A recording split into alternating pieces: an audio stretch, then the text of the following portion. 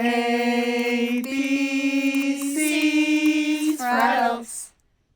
ABCs for adults, episode 7. C is for consciousness.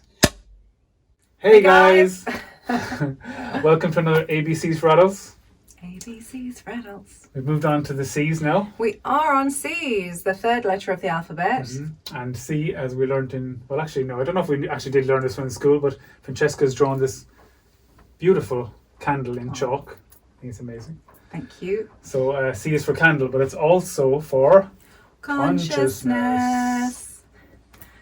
So it's a big one, guys. It's a big one. It's the biggest one. It's the biggest, really. What is consciousness? Obviously, you can't capture what consciousness is in language, because language and thought is a subset, like a small little bit of consciousness.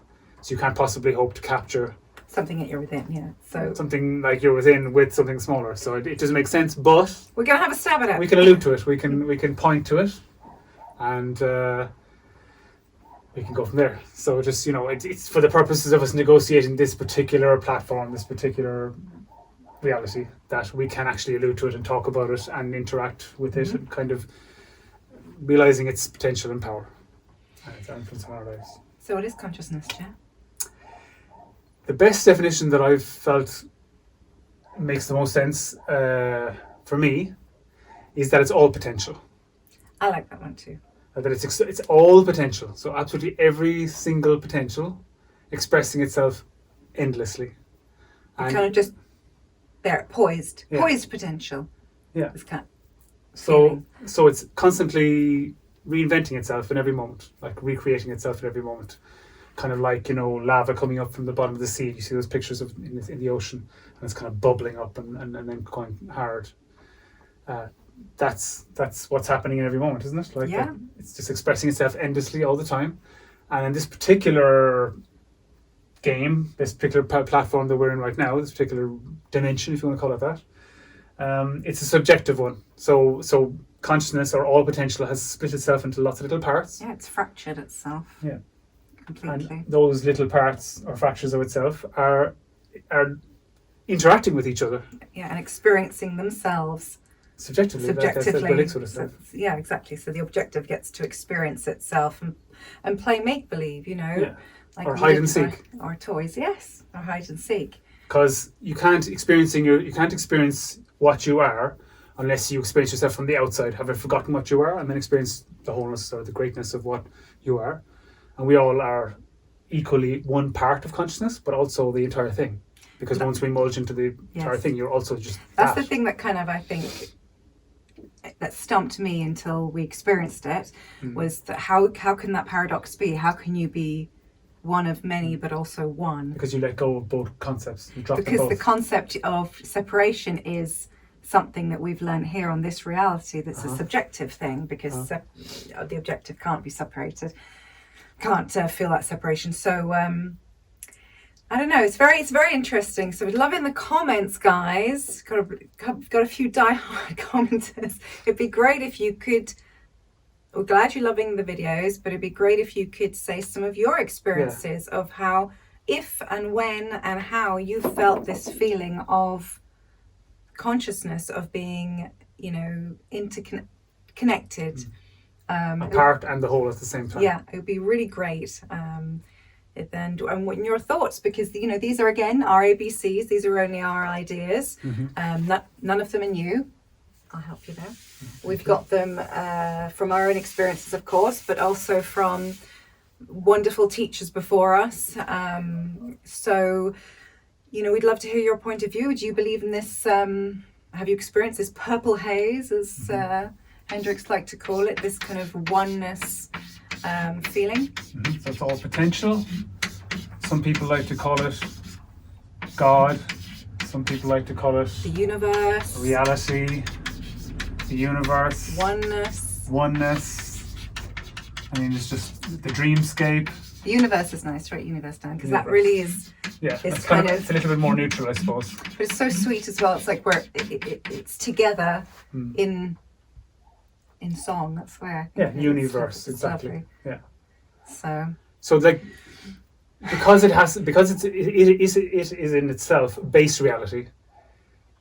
everything that can possibly exist in terms of true base reality already exists, and it's simply reinventing itself all the time. It's simply like Play-Doh yeah, that can be made into anything. I mean, there's no outside to it or anything like that, and there's no beginning, no end, like, the alpha and the omega. It's just isness, right? Isness, the isness of everything. It is itself, and it. Nothing new is ever created, because in the way that it experiences new things and expresses itself in new ways, but the base of what those experiences and the substance of those things is the same. It's never like it's not a different thing that's coming in from the outside or being created. It's a bit like the energy thing. The energy can't be created or destroyed. It just moves from one form to another. It's pretty much the same thing. It's kind of like the pixels of the dream that we're in right now. The canvas that is being painted on this clean sheet. But it does sound crazy. I mean, to those of you who've never heard this concept before, it does sound pretty nuts. So like base reality, but must, by its very definition, last forever. It has to be have no beginning. It has to be solid. It has to be solid and never disappears. It always is. It's infinite. Otherwise, it's not base reality. So, like the fact that we die in inverted commas, and disappear from this reality means that this form is not base reality. It's not, because it does last. But the thing that I'm made of, and that Francesca's made of, and that the blackboard is made of, and the camera is made of, and what you are made of, that lasts forever. That's always is, and always is, and always is, and always is, and always is. So it never dies. So you're just experiencing that stuff, that isness, expressing itself in different ways. And we believe that the true reason for, let's just pick the most basic platform right now, which is the Earth platform, let's say, exists for one reason only. This is consciousness, and it is infinite by its definition. And this is all potential, where nothing exists, not a sound, nothing, no, all potential, but like not even like, not light, not sound, not feeling, not thought. It's kind of nothingness. It's everything and nothingness before something is expressed. And it's constantly moving out and back into itself again, out and into itself. So what does that mean, Jer, when you're going away from yourself? So basically, you the outward cycle is the forgetting. So you forget on the way out what you are. When you release from here, you have amnesia. You have amnesia, and you're brainwashed for whatever amount of time that is. It can be right up until the moment of death, but usually it happens before that. But for most people, for most people in this particular paradigm, right now, most people only feel this just before death, or at the moment of death.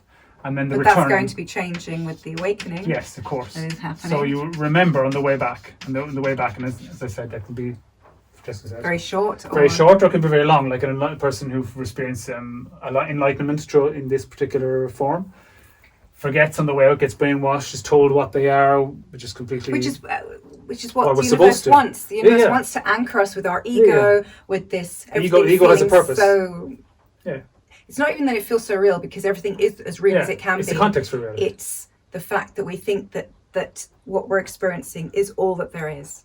Mm-hmm. So that's the real thing, is that when we realize that it isn't all that there is, that's really quite exciting, I think, when you kind of delve death or birth. So you're reborn. I'm not talking about incarnation in the classic sense of it.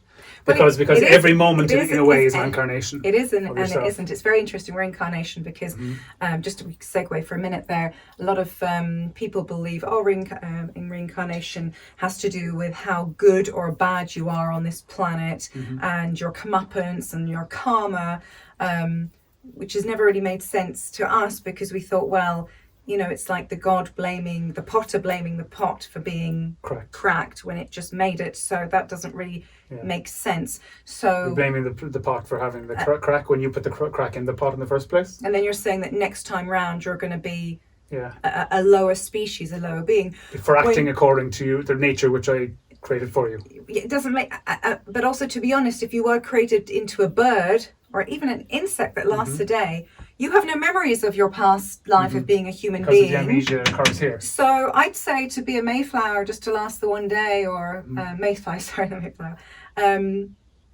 isn't a bad gig. You know, you're flying around, you're hanging out with a few peeps. You don't have to be a wage slave. Sorry, you're just. That's not a bad. So well, everything is obviously worthy of being experienced. Even like the herbivore that gets caught by the carnivore and gets. Well, that's not a good experience. Well, you can say it's not a good experience, but it doesn't matter. Good and bad it's already. Yeah. It's obviously good enough. It's more painful, but yeah, it's obviously good enough to make it. It made it through. Yes. It made it to reality. So the universe, there is no good and bad thing. Because the universe wants to experience all colours. It was a worthy experience. Yeah. So the worst type of that you say, oh, that's the worst type of experience. That's the best type of experience. You're probably going to go through them all. You're probably going to have already. If they know, then if we know about them, they exist. Then I think we have already. Yeah, probably have gone through them already at some stage. But with the reincarnation thing, what I wanted to say is that we think through our adventures on this planet, on this reality, is that this isn't the first time that we've done this. You know. No. So this is an infinite situation. So it might not be as humans or whatever. It could be as something else in a completely different planet or a completely different reality. That can be talked about.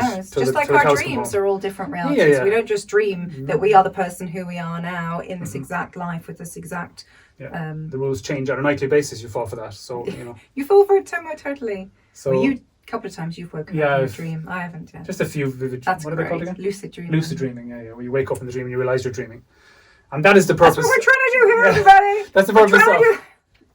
We're trying to do it here.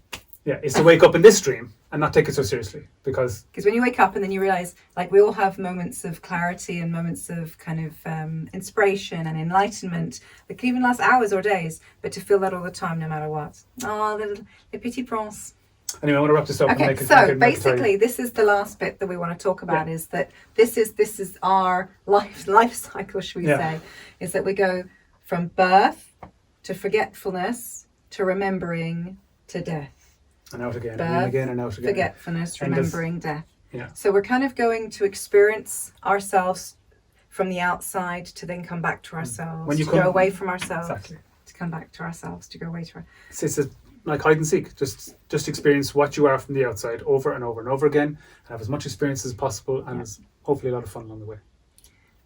So thanks guys for tuning in, really very much, and love the comments, sharing a little community of open-mindedness is great. Lovely. And thank you. Ciao love for now. Light. Ciao.